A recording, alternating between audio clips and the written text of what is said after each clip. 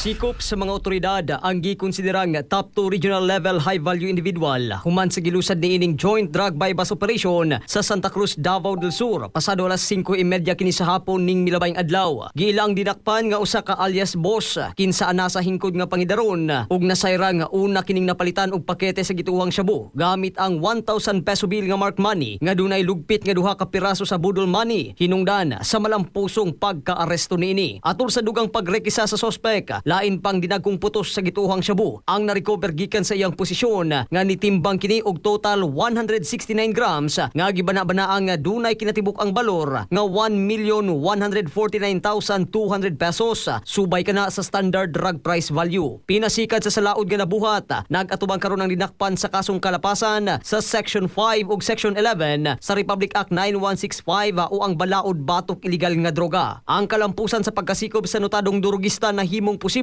pinasikat kini sa hiniusang pagpaningkamot sa mga sakop sa Regional Police Drug Enforcement Unit 11 sa Santa Cruz Municipal Drug Enforcement Unit sa Philippine Drug Enforcement Agency Region 11 ug sa Provincial Intelligence Team sa Regional Intelligence Division nga nakabase sa probinsya sa Davao del Sur. Mga katropa, aron kanunay kitang healthy mag-Xanthone Vitamin C alang sa nakiusang Pilipino para sa Pilipinas. Katropang Marvin Ebano, XFM News.